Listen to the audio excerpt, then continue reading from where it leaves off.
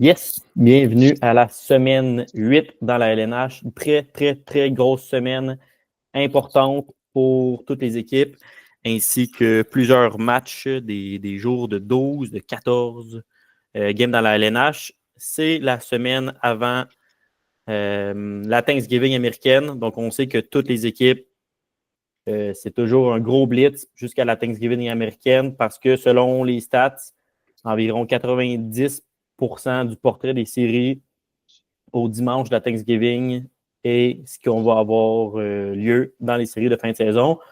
Donc, très, très, très, très important, gros blitz pour nos équipes de la Ligue nationale de hockey qui s'amorce. Lucas, je te laisse commencer ça. Bien dit.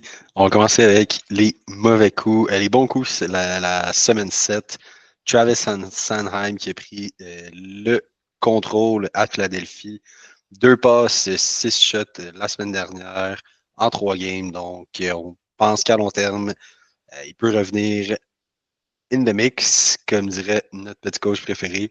Ensuite, Jonathan Drouin, qui on l'a mentionné, est revenu de sa blessure. 2 buts, 2 passes en 3 matchs. Il a bénéficié d'un retour au jeu sur le top 6 très fort de l'Avalanche qui commence à se remettre de ses blessures. Pour ce qui est de nos mauvais coups, Troy Terry, pas compliqué, il n'a rien fait. Des gros donuts la semaine passée, 0-0-0 points. Terry, c'est difficile. En fait, c'est difficile pour l'organisation des Ducks au complet, surtout avec les dernières rumeurs qu'on vient de voir sortir, là, comme quoi que ça serait un vestiaire un peu malsain en ce moment. Donc, on espère que ça aille mieux pour les Ducks parce que c'est quand même une très belle cohorte de jeunes qui s'en viennent. Ce serait plate que ça tombe tout ça. Pour ce qui est de Mason Marchment, il connaît une très bonne saison, connaît une très bonne séquence, mais pour ce qui est de la semaine passée, semaine 7, où est-ce qu'on vous l'a recommandé, ça n'a pas été une très, très bonne semaine. Il y a seulement eu 1 point dans la semaine. Donc voilà pourquoi il se retrouve dans nos mauvais coups. Semaine 8, qui commence. Semaine 8, comme Oli l'a dit, très, très, très occupé. Je pense que c'est la semaine la plus occupée cette saison. Il y a 24 équipes sur 32 qui jouent 4 games. Puis ça, c'est en prenant en considération que mardi, il y a seulement 2 games, puis jeudi, 0 game. Fait que sur 5 games, il y a 24 équipes qui en jouent 4. Fait que, en termes de volume, beaucoup d'équipes que vous pouvez prioriser pour le nombre de matchs. Les off-nights sont rendus les jours qu'on avait avant qui étaient des on-nights, entre guillemets. Donc, on l'a dit le mardi, c'est pour ça qu'on a mis les Bruins de Boston en premier, qui jouent mardi, qui sont une des seules 4 équipes qui jouent. Ils jouent mardi contre les Canucks, mercredi contre les Islanders, vendredi contre les Penguins, puis ils finissent ça dimanche, qui est aussi un off-night, contre le Canadien. On a aussi mis le Kraken, qui est intéressant parce qu'ils affrontent, même si sont 4 games, ils affrontent juste 2 équipes. Ils commencent lundi contre les Ducks, mercredi encore contre les Ducks, puis après, ils finissent ça un vendredi, samedi contre les Sharks, les 2 fois. C'est 2 équipes très bas fond de classement. Le Kraken qui va quand même bien ces temps-ci. Donc, ça peut être très intéressant à regarder si on regarde le nombre de buts alloués par leur adversaire de cette semaine. Ensuite, les Canucks, qui eux aussi bénéficient du mardi off-night où il y a seulement 2 parties dans la Ligue nationale. Ils commencent ça, comme j'ai dit, contre Boston. Ensuite, ils ont un back-to-back à Pittsburgh. Vendredi, c'est contre Buffalo. Puis dimanche, contre Détroit. Donc, ce pas des équipes non plus de haut de classement nécessairement, surtout avec les problèmes que les Bruins ont dans les derniers temps. Puis finalement, première fois qu'on met les Canadiens là-dessus, on n'est pas biaisé. Ils ont effectivement une cédule qui est intéressante. Ils ont 2 back-to-back, en fait, dans la semaine. Mardi, mercredi contre Utah et Columbus. Puis ensuite, samedi, dimanche contre Rangers et Bruins. Donc, le deuxième back-to-back, c'est des adversaires qui sont un peu plus coriaces, mais ça va être quand même intéressant comme stratégie là, de prendre juste 2 joueurs, euh, en fait, 2 joueurs pour les 2 back-to-back, ou prendre un joueur le lundi, parce qu'il y a beaucoup d'équipes qui jouent le lundi, sauf le Canadien, le dropper pour après le prendre un joueur du Canadien. Donc, ça ferait 5 games au total, dépendamment du nombre de hâtes que vous pouvez avoir dans la semaine. Yes. Pour ce qui est du Canadien, une chance que leur schedule est intéressante parce que les joueurs le sont un petit peu moins. Ouais, à tous les niveaux.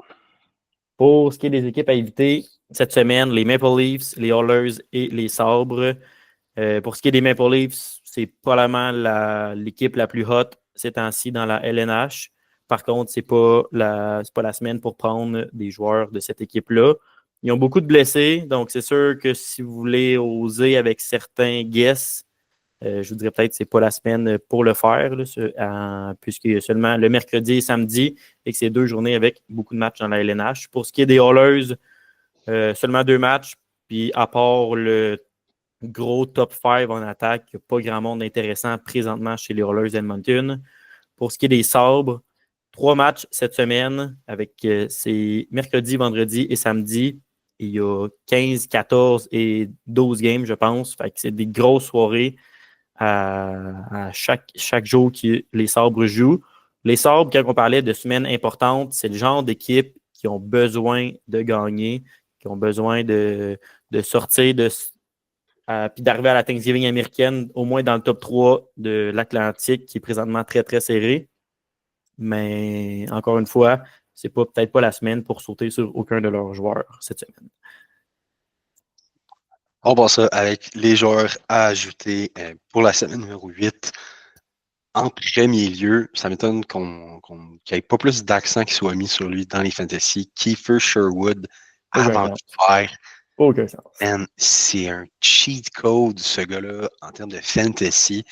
C'est sûr qu'en ce moment, il bénéficie d'une augmentation en fait, de temps de jeu. Il joue sur la première ligne, sur le deuxième powerplay, mais aussi sur le deuxième désavantage numérique. Il est seulement 36% rostered sur Fantasy, sur Yahoo, ce qui est ridiculement bas considérant ses stats. Il y a une moyenne de 6 hits par match, en moyenne, ce qui est ahurissant. Dans ses 3 dernières games, il y a 3 buts, 1 passe. 3 buts, 1 passe. Juste ça, c'est excellent. 9 shots, puis 15 hits. Il y a eu 10 hits à ses 2 derniers matchs, puis 5 hits ou le 3 games. Ça n'a aucun sens. S'il est encore disponible, sautez dessus, même si sa progression de but ou de passe descend un petit peu puis qu'il se ramasse sur le 3e trio, quand Brock Besser revient et tout, il va quand même être vraiment intéressant justement par son volume de shots et surtout de hits. Ensuite, on va y aller avec un goaler, David Rittich, qui à LA a pris le premier poste en ce moment, étant donné que le gardien numéro 1 est toujours blessé. On ne sait pas ça va être combien de temps. On parle de week to week. Il a landé sur le IR récemment, mais pour l'instant, c'est sûr que quand tu es goaler numéro 1 d'une équipe qui a autant de potentiel que les Kings, ben, ça peut être intéressant. Surtout qu'il ne connaît pas des mauvaises stats. Il y a 11 buts alloués à ses 7 dernières games. C'est même pas proche d'être 2 buts par game. Donc, pour l'instant, il y a 4 games la semaine prochaine. Les Kings ont un back-to-back. Donc, d'après moi, c'est au moins 3 games qui devraient gauler là-dessus. Ça peut être une option très intéressante à court terme. Peut-être pas pour le reste de la saison, mais à court terme, avant que Kemper revienne, ça peut être bon. Un autre king des fantasy, entre guillemets, là, Valérie Nichushkin. On avait parlé juste avant qu'il revienne. S'il n'est pas pris, 57% rostered en ce moment, c'est extrêmement beau aussi. Habituellement, on vise les joueurs en bas de 50, mais pour lui, ça n'a aucun sens qu'il ne soit pas plus haut que ça. C'est peut-être à cause de ses mauvaises 3 premières games. Mais c'est un joueur de fantasy qu'il faut avoir dans son club qui est disponible juste sur la 2e ligne, le 2e powerplay, mais c'est toutes des choses qui pourraient changer d'une game à l'autre. Il est habitué de jouer sur le premier powerplay avec McKinnon. Donc, ça devrait revenir assez vite. Là, en ce moment, il est juste éligible left wing sur Yahoo. Ça aussi, ça devrait changer. Là. Il y a des années qu'il y avait 3 positions. Fait que ça reste à ouvrir l'œil. Puis, ses stats, ben là, il recommence à être le vieux Valérie qu'on connaît. Là. Il a un but, 2 passes à son dernier de match. Comme dit, ça sera pas long avant qu'il voit plus de temps de jeu. Peut-être qu'il le réhabilite parce que, comme moi et Ali, on dit, on n'est pas sûr qu'il s'est entraîné tant que ça dans son 6 mois d'absence. Mais il est back. Fait que Valérie Nichushkin, sautez là-dessus. Yes. Pour ce qui est de notre 4e joueur, Jake DeBrusk, je suis peut-être un petit peu biaisé parce que je l'aime bien et que je l'ai moi-même dans mon pool. Ouais. J'ai commencé l'année très boboche. On s'entendait à une grosse année de sa part, là, lui qui a signé un contrat à long terme avec les Canucks de Vancouver et qui ont un top 6 très intéressant. Fait qu'il était capable d'avoir de l'aide puis qu'il jouait plus il n'allait pas avoir le même rôle que Boston s'attendait à lui. Souvent, Boston l'utilisait un peu comme le grinder, lui qui devait aller chercher le puck. DeBrusk, c'est pas tout à fait ça. Là, avec la blessure, l'absence de JT Miller, les trios ont été un petit peu refaits, puis il joue avec Kiefer Sherwood, qui lui va chercher la puck dans le coin, il va terminer sa mise en échec. Donc, DeBrusk, ce qu'il fait, il se met devant le filet, et Lars Peterson il est également là pour l'alimenter. Puis, parlant de Peterson, c'est un petit peu la raison du pourquoi Jake DeBrusk a commencé son année un petit peu moyenne. Peterson était épouvantable dans le début de la saison. Puis là, depuis le dernier stretch de 6-7 games, et Lars Peterson est vraiment retrouvé son apport offensif des beaux jours. Donc, DeBrusk, 33% rostered. Lucas en a parlé tantôt. Grosse semaine pour les Canucks de Vancouver. Il joue présentement sur la première ligne, le premier power play, et il est double position. Donc, Jake DeBrusk, très intéressant pour cette semaine. Et finalement, notre dernier joueur must-add de la semaine, Kyle Palmieri. Quand on parle de joueurs pas sexy, on aime ça, ce terme-là dans notre capsule, là, mais Palmieri, c'est exactement ça. C'est le genre de gars qui n'est pas sexy, c'est le genre de gars qui gagne en âge, mais c'est le type de joueur qui continue à offrir de très bons services à l'équipe de Lou Lamoriello. Présentement, il joue sur la deuxième ligne et le deuxième avantage numérique. À ses 11 derniers matchs, il y a 11 points, dont 5 buts. Puis, juste pour une petite référence, là, dans notre pool à nous, où est-ce que les mises en échec comptent, les plaqués comptent, les block shots comptent. Kyle Palmieri, il est présentement dans le top 80. Là, donc, top 80, ce qui est excellent pour un joueur qui est seulement 31% rostered sur Yahoo présentement. Donc, 4 matchs la semaine prochaine. Si Palmieri est disponible dans votre pool, on vous le suggère pour la semaine prochaine.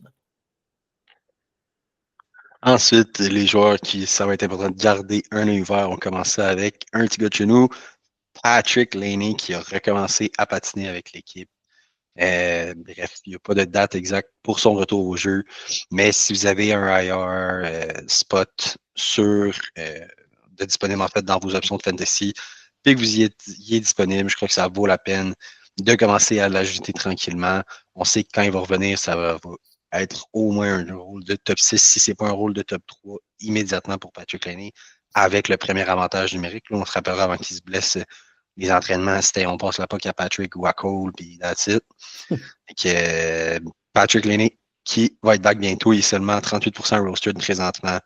Juste une position à l'aile gauche, mais peut-être que ça va changer aussi selon ce que Martin fait. Ensuite, William, je ne sais pas si je vais le prononcer comme ça, Kyle, chez les Rangers, qui en ce moment connaît des très, très bons derniers moments. Il joue sur la troisième ligne, mais ça aussi, ça change. Les Rangers, c'est assez fou. Là. Des fois, il est sa première avec Zibanejad. Des fois, c'est Riley Smith qui est sa première. Fait que souvent, c'est avec Smith qui change. Mais là, pour l'instant, il est sur la troisième avec Kaapo Kakko et Johnny Brodzinski. Mais il connaît quand même des bons moments. Là. Depuis le début de la saison, il y a 15 points en 19 patchs, ce qui est quand même assez bon pour un gars qu'on n'avait pas beaucoup d'attentes cette année. Puis, il est sur le deuxième avantage numérique aussi. Pas tant des avantages numériques, mais peut-être que ça va changer pour l'avantage numérique. Donc, comme on disait, ça peut être intéressant de le garder à l'œil. Yes. Un autre joueur à garder à l'œil, c'est le gardien de but, Karel Vejmelka. Ça fait déjà 2 ans qu'on commence à le connaître. Il est arrivé un petit peu de nulle part, désolé. L'année passée, il s'est fait ravir son poste de numéro 1 par Connor Ingram, qui est lui aussi arrivé de nulle part. Là, avec la blessure de Ingram, puis aussi un début de saison un peu chancelant de Connor Ingram, Karel Vejmelka a retrouvé le poste de numéro 1. Dans le fond, il était partant aux 4 des 5 derniers matchs, puis dans le seul match qui n'a pas été partant, eh bien, il a quand même été envoyé en renfort parce que l'équipe de Utah est en train de se faire varloper. Et dans les 4 départs qu'il a connus, il y a eu des matchs, le nombre d'arrêts de 27 arrêts, 30 arrêts, 29 arrêts et un record de concession de 49 arrêts. Donc, en gros, en bon québécois, il reçoit du rubber. Puis c'est la grande raison pourquoi Karel Vejmelka dans un fantasy et peut-être pas dans un pool normal où est-ce qu'il y a seulement la victoire qui compte, mais dans un fantasy où est-ce que chaque arrêt compte, il peut être très, très intéressant parce qu'il va de la POC. Et que ce soit à Phoenix, en Arizona, dans un aréna universitaire ou bien en Utah, leur défense est restée la même, puis c'est pas meilleur. Parlant de défense, on finit ça avec 2 défenseurs qui sont pas fracassants. Ça se peut que vous les connaissiez même pas.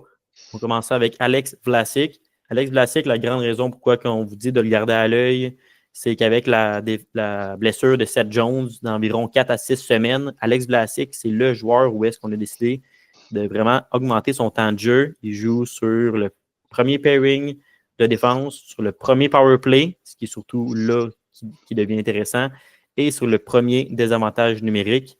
Seulement 5% rostered présentement sur Yahoo. C'est pas tant surprenant parce qu'il y a seulement 8 passes depuis le début de la saison. Mais c'est un gars qui tire beaucoup au filet pour un défenseur, là, une moyenne de 3 tirs par match, qui est quand même énorme pour un def. Puis également, au niveau de ses block shots, c'est aussi un gars qui est capable de bloquer des tirs. Donc, Alex Vlasic, si vous ne savez pas qui prendre, si vous avez besoin d'un défenseur, s'il n'y a personne qui vous vient à l'esprit, il peut être intéressant. Et dernier choix à garder à l'œil ouvert dessus, c'est Mason Lowry. Un peu le même genre de profil, mais ici, on parle du défenseur de Boston. Seulement 1% rostered sur Yahoo. Donc, est-ce que c'est une long shot? Totalement. Est-ce qu'on pense qu'il va faire 10 points la semaine prochaine? Non. Par contre, il gagne en minutes. Ils ont essayé longtemps Nikita Zadorov sur le premier pairing avec Charlie McAvoy, puis ça n'a pas marché. Là, Zadorov, il y a certaines rumeurs qui disent comme quoi qu'il aimerait ça se faire échanger alors qu'ils viennent tout juste de signer à Boston. Est-ce que ça va se faire? Est-ce que ça ne va pas se faire? Ça, on ne sait pas, mais Mason Lowry, il gagne beaucoup en galon. Et présentement, c'est lui qui épaule Charlie McAvoy sur le premier pairing. Il joue également sur la deuxième avantage numérique. Et finalement, en termes de points, à ses 17 premiers matchs, il a seulement eu 3 points. Donc, on voit que c'était pas un apport offensif très, très présente. Par contre, à ses 5 derniers matchs, il y a 4 points. Donc, tranquillement mais sûrement, on voit que plus il y a de temps de jeu, plus il est capable d'amener aussi un côté offensif à son jeu, qui n'était pas reconnu pour ça. Bref, Vlasic, Lowry, c'est des long shots. Si vous avez besoin de défenseurs, ils sont probablement, on va dire, à 95% pas pris dans votre pool. Donc, voilà pour cette semaine. Lucas, mot de la fin? On se voit la semaine prochaine. On se voit la semaine prochaine. Thank you et Bonne Thanksgiving américaine.